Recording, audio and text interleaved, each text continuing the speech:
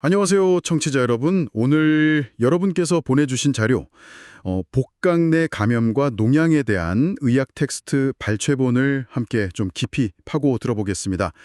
우리 몸속 복강이라는 중요한 공간에서 감염이 어떻게 시작되고 또 이게 복막염과 농양이라는 두 단계로 진행되는지 살펴볼 텐데요. 다양한 감염 유형의 원인부터 진단, 치료까지 핵심만 쏙쏙 뽑아서 명확하게 정리해드리는 것이 이번 탐구의 목표입니다. 바로 시작해볼까요? 먼저 복강 내 감염의 시작, 그러니까 1단계인 복막염 단계입니다. 자료에 따르면 그 맹장이나 개실처럼 복강 내 장기가 터지거나요.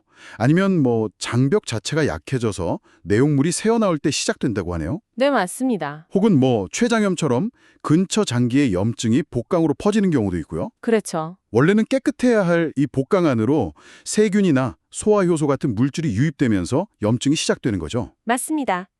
여기서 복강의 구조를 잠시 짚고 넘어가면 좋은데요.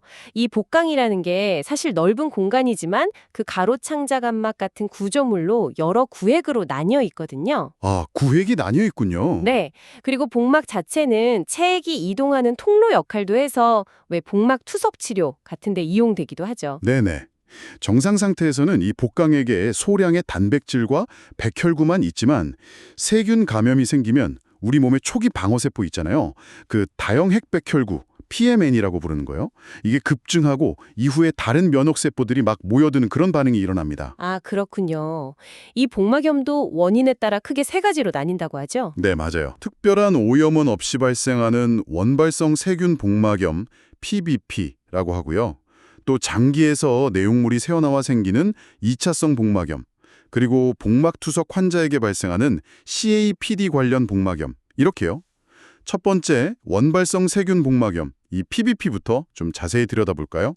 네, 좋습니다. 이 PBP는 특히 간경병, 그중에서도 이제 알코올성 간경병 환자의 복수와 관련이 깊습니다. 아, 강경병 환자요? 네, 간 기능이 떨어지면 세균을 걸러내는 능력이 당연히 저하되고 또 장내 세균이 복강으로 쉽게 이동하게 되고요.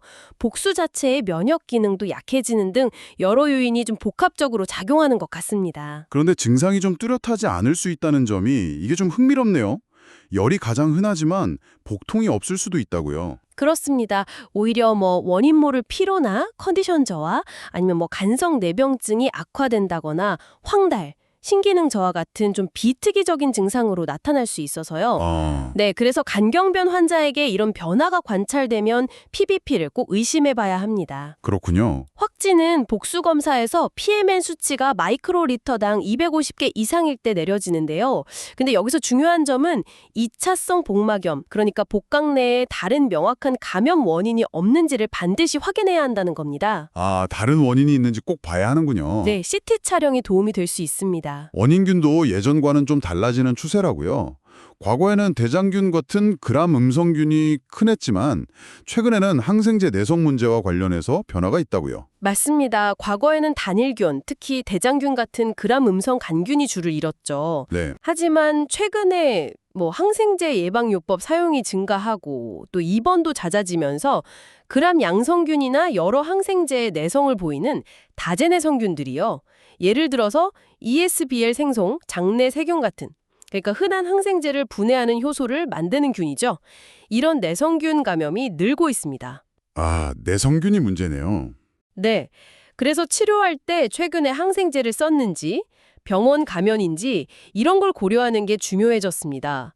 만약 복수배양에서 여러 종류의 균이나 혐기성 세균이 발견된다면요. 그때는 PBB보다는 2차성 원인을 강하게 의심해야 합니다. 그렇군요. 그럼 치료는 어떻게 접근하나요? 항생제 선택이 중요할 것 같은데요. 네, 신속한 항생제 투여가 핵심입니다. 아주 중요하죠. 감염이 지역사회에서 발생했고 중증이 아니라면 3세대 세팔로스포린 계열 항생제를 우선 고려할 수 있습니다. 네. 하지만 병원 내 감염이나 내성균 위험이 높다고 판단되면 더 광범위한 항생제, 예를 들어서 카바페넴 계열이나 아니면 최신 항생제들을 사용해야 할 수도 있습니다.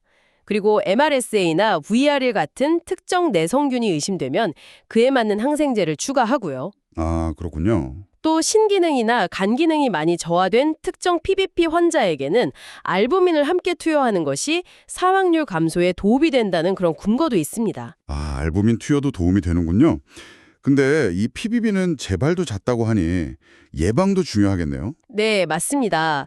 재발률이 1년 내에 70%에 달할 정도로 높거든요. 70%요? 와, 네, 그래서 2차 예방이 중요합니다. 과거에는 특정 항생제, 플로우로퀴놀론 같은 걸 예방적으로 사용했지만 이것도 역시 내성균 증가 문제 때문에 좀 신중하게 접근해야 합니다. 최근에는 거의 흡수되지 않아서 전신 부작용이 적은 리팍시민 같은 항생제가 대안으로 주목받고 있습니다. 리팍시민요? 자, 그럼 이제 다음으로 복강 내 장기에서 직접 내용물이 유출되어 발생하는 2차성 복막염으로 넘어가 보죠. 충수염 파열 같은 경우가 대표적이겠네요. 맞습니다. 2차성 복막염은 PBP와는 달리 보통 여러 종류의 세균, 특히 대장에서 유래했을 때는 gram 음성 간균하고 또 산소가 없는 환경에서 자라는 현기성 세균이 섞여서 감염을 일으킵니다. 아, 여러 균이 섞이는군요. 네, 초기에는 우리 몸이 섬유소 같은 걸 이용해서 감염을 좀 국소화하려고 하지만 이게 실패하면 전신 감염, 즉 폐혈증으로 진행될 위험이 높습니다. 증상은 원인에 따라 다를 수 있겠군요. 그 위궤양 천공과 대장 파열의 양상이 다르다고 하셨는데요. 네, 그렇죠. 위궤양 천공 같은 경우는 위산 때문에 초기 화학적 자극이 심하지만 세균량 자체는 상대적으로 적을 수 있고요. 아, 반대로 대장 파열은 화학적 자극은 덜해도 어마어마한 양의 세균 때문에 아주 심각한 감염을 유발합니다. 세균량이 엄청나군요. 네. 초기에는 국소 통증으로 시작했다가 복막 전체로 퍼지면 아주 극심한 통증, 복부 광직, 압통 같은 복막 자극 징후가 나타나게 됩니다. 진단은 주로 CT로 하겠네요. 네, CT 촬영으로 원인을 찾지만 환자 상태가 너무 불안정하면 영상 검사 없이 바로 응급수술이 필요할 수도 있습니다. 2차성 복막염 치료에서 가장 중요한 점은 무엇인가요? 항생제 선택인가요? 아니면 다른 요인인가요? 여기서 정말 중요한 핵심이 나옵니다. 항생제도 물론 중요하죠. 중요한데 2차성 복막염하고 또 이어들 농양, 치료에서 예후를 결정짓는 가장 중요한 요소는 바로 원인 제거. 영어로는 source control이라고 하는데요. 이겁니다. 원인 제거요. 네, 즉 구멍난 장기를 막거나 수술 같은 걸로요. 아니면 고름주머니를 제거하는 배농 같은 조치를 얼마나 빠르고 효과적으로 하느냐가 어쩌면 항생제 종류 선택보다 생존율에 더 큰 영향을 미친다는 거죠. 아, 그러니까 항생제는 균을 잡는 역할이지만 감염의 근본 원인, 그 새는 곳을 막는 게 더 우선이라는 말씀이시군요. 정확합니다. 그게 핵심입니다.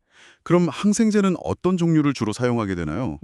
원인 제거와 함께 조기에 광범위 항생제를 투여합니다. 주로 gram 음성 간균하고 현기성 세균을 모두 잡을 수 있는 항생제를 선택하는데요. 이것도 감염이 지역사회에서 발생했는지, 병원 관련 감염인지, 또 환자의 중증도에 따라 선택이 달라집니다. 네.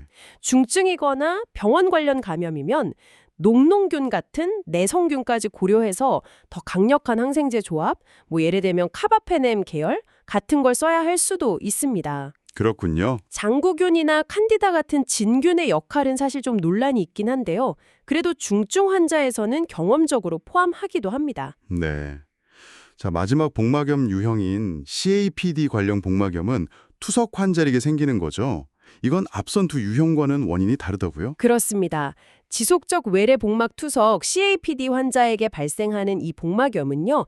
주로 피부에 원래 살고 있던 균들이 투석 도관을 따라서 복강 내로 들어가서 발생하는 경우가 많습니다. 아, 피부상재균이요? 네, PBP나 2차성 복막염과는 달리 단일균 감염이 흔하고요. 포도상규균, 황색포도상규균 포함해서요. 이게 가장 흔한 원인균입니다. 네. 다행히 Y자 연결관 같은 기구 개선으로 발생률은 예전보다 상당히 감소했습니다. 아, 다행이네요. 증상은 비슷하게 복통하고 투석에 콘탁이 나타나겠군요. 치료는 어떻게 하나요? 혹시 도관을 제거해야 하는 경우도 있나요? 네, 복통하고 함께 투석액이 뿌옇게 변하고 백혈구수가 증가하는 것이 특징입니다. 치료는 경험적으로 포도상균군하고 gram 음성균을 모두 잡는 항생제를 복강 내로 투여하는 게 기본이고요. 복강내로요? 네. 하지만 치료 시작하고 한 2일에서 4일 내에 호전이 없거나 아니면 진균 감염이 확인된 경우에는 도관을 제거해야 합니다. 아, 제거해야 하는군요. 네, CAPD 중단의 가장 흔한 원인이 바로 이 복막염입니다. 자, 지금까지 복막염의 3가지 유형을 살펴봤습니다. 이제 감염이 국소화되면서 더 진행되는 단계, 농양 형성에 대해 알아볼 차례군요. 네, 맞습니다. 복막염이 잘 치료되지 않거나 우리 몸의 방어 기전이 작동하면 감염은 2단계인 농양 형성으로 진행될 수 있습니다. 농양은 기본적으로 세균하고 염증 세포 덩어리가 섬유성 막에 둘러싸인 상태거든요. 네, 이게 사실 감염이 더 퍼지는 것을 막으려는 우리 몸의 방어 반응이기도 하지만 동시에 치료가 필요한 질병 상태이기도 하죠. 여기서 특히 주목할 만한 세균이 있다고요. 그 박테로이데스 프라길리스라는 균인데 농양 형성 과정에서 좀 독특한 역할을 한다면서요? 맞습니다. 박테로이데스 프라길리스, 이게 대장 내 비율은 낮지만 복강 내 농양에서는 가장 흔하게 발견되는 혐기성 세균입니다. 가장 흔하게요. 네, 이 균의 표면에 있는 현막 다당류라는 물질, 특히 그 중에서도 다당류 A라는 게 핵심 역할을 합니다. 다당류 A요? 네, 이 다당류 A가 우리 면역 체계를 자극해서 세균 주변으로 염증 세포를 막 끌어모으고 섬유성 벽을 만들게 유도합니다. 그러니까 뭐랄까 농양이라는 감옥을 스스로 만드는 데 기여하는 셈이죠. 세균이 스스로 감옥을 만든다니 진짜 흥미로운데요? 그런데 이게 또 다른 면도 있다고요? 네, 이게 바로 생물학의 복잡성인데요. 이 다당류 A가 어떤 상황에서는 오히려 면역 반응을 조절해서 염증을 억제하고 농양 형성을 막는 역할도 할 수 있다는 연구 결과도 있습니다. 아, 정말요? 네, 마치 양날의 검과 같은 거죠. 이 균하고 우리 몸의 상호작용이 농양을 만들기도 하고 때로는 억제하기도 한다는 점. 이게 감염 치료 전략을 세울 때 고려해야 할 중요한 부분입니다. 그렇군요. 그럼 이런 농양이 생겼을 때 어떻게 진단하고 관리하나요? 복강 내 여러 위치에 생길 수 있을 텐데요. 네, 복강 내 농양은 크게 간이나 비장 같은 장기 내부에 생기는 내장 농양하고요. 그 외 복강 공간이나 후복강에 생기는 경우로 나눌 수 있습니다. 네, 후자가 전체의 약 3분의 4 정도를 차지하고 충수염이나 개실염 파열 후에 발생하는 경우가 가장 흔합니다. 아, 후자가 더 많군요. 네, 진단에는 CT 촬영이 가장 중요한 역할을 하고요. 초음파는 특정 부위, 간, 신장, 골반 이런 데 유용합니다. 치료 원칙은 2차성 복막염과 비슷하겠네요. 역시 원인 제거가 핵심인가요? 정확합니다. 치료의 두 기둥은 배농, 즉 고름 제거하고요. 그리고 광범위 항생제입니다. 배농과 항생제. 네, 배농은 피부를 통해 관을 삽입하는 경피적 배농이 일반적이지만 위치나 크기에 따라 수술적 배농이 필요할 수도 있고요. 그리고 여기서도 치료 실패의 가장 흔한 원인은 배농이 충분히 이루어지지 않아서 감염 원인이 계속 남아있는 것, 즉 원인 제거 실패입니다. 역시 원인 제거가 중요하군요. 네, 반대로 원인 제거만 잘 되면 항생제 치료 기간을 4일에서 5일 정도로 단축할 수도 있습니다. 아, 그렇군요. 그럼 이제 간, 비장, 신장 등 특정 장기 내부에 생기는 내장 농양에 대해 좀 더 자세히 알아볼까요? 간 농양이 가장 흔하다고 들었습니다. 네, 간 농양은 전체 복강 내 농양의 약 13% 정도를 차지하는 가장 흔한 내장 농양입니다. 13%요? 네, 원인은 담도 질환이 현재 가장 흔하고요. 그 외에 혈액을 통해 균이 퍼져 오거나 주변 감염이 퍼지는 경우 등 다양합니다.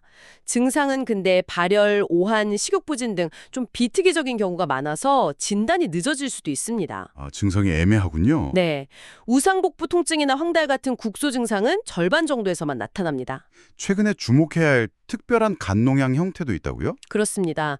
그 동남아시아에서 처음 보고된 후에 전 세계적으로 확산되고 있는 고병원성 폐렴막대균, 그러니까 클렙시엘라 푸나모이에 의한 간농형 증후군입니다. 아, 고병원성 폐렴 막대균이요? 네, 이 균은 독성에 매우 강해서 간농양뿐만 아니라 혈액으로 퍼져나가서 눈이나 폐 같은 다른 장기에도 심각한 감염을 일으킬 수 있습니다. 와, 무섭네요. 네, 치료는 역시 배농하고 항생제가 기본이지만 원인균하고 환자 상태에 따라 접근법이 달라집니다.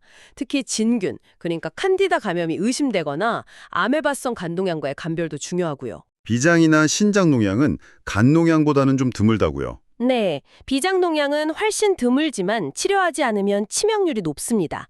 주로 심내막염 같은 다른 부위 감염이 혈액을 통해 퍼져서 발생하고요. 전통적으로는 비장 절제술이 주된 치료법이었는데 최근에는 조건에 따라 경피적 배농도 시도됩니다. 네. 신주이나 신장 농양은 과거에는 혈행성 전파가 많았는데 요즘은 요로 감염이나 신효신염이 진행되어서 발생하는 경우가 더 많아졌습니다. 특히 신장 결석이 중요한 위험 인자고요. 치료는 배농과 황생제입니다. 마지막으로 요근 농양은 허리 근육에 생기는 거군요. 네, 맞습니다. 척추 감염, 즉 골수염이나 복강내 감염이 퍼져서 생기기도 하고 혈행성으로 발생하기도 합니다. 네. 과거에는 결핵이 흔한 원인이었지만 현재 미국 같은 경우는 황색포도상구균이나 장내세균이 주된 원인균입니다. CT가 진단에 중요하고 수술적 배농하고 항생제 치료가 필요합니다. 아, 그렇군요. 오늘 복강내 감염과 농양에 대해 정말 깊이 파고 들어봤습니다. 이 복막염에서 시작해서 다양한 형태의 농양으로 진행될 수 있는 이 심각한 상태는 그 종류에 따라 원인과 치료 접근법이 다르다는 것을 알 수 있었네요. 그리고 무엇보다 중요한 것은 조기 진단과 함께 감염의 근본 원인을 해결하는 원인 제거라는 점, 이걸 다시 한번 확인했습니다. 맞습니다.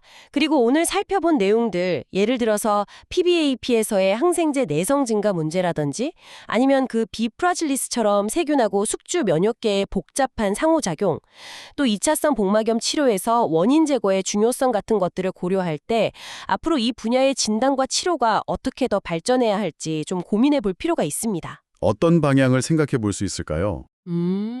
단순히 새로운 항생제를 개발하는 것을 넘어서요. 더 빠르고 정확하게 원인균하고 그 내성을 파악하는 진단 기술이라든지 아니면 그 비프라질레스 다당류 연구처럼 숙주의 면역 반응을 좀 유리하게 조절하는 치료법. 면역 반응 조절이요? 네. 또는 장내 미생물 환경 자체를 개선하는 비항생제적 접근법 같은 것들이 중요해질 수 있습니다. 그러니까 감염 자체뿐 아니라 감염이 일어나는 환경하고 우리 몸의 반응까지 고려하는 좀 더 정교한 전략이 필요하지 않을까? 뭐 그런 질문을 던져볼 수 있겠습니다. 네, 오늘 논의된 내용을 바탕으로 더 깊이 생각해 볼 만한 정말 흥미로운 질문인 것 같습니다. 오늘 저희와 함께 이 중요한 의학 자료를 심층적으로 탐색해 주셔서 감사합니다. 다음 분석에서 다시 뵙겠습니다.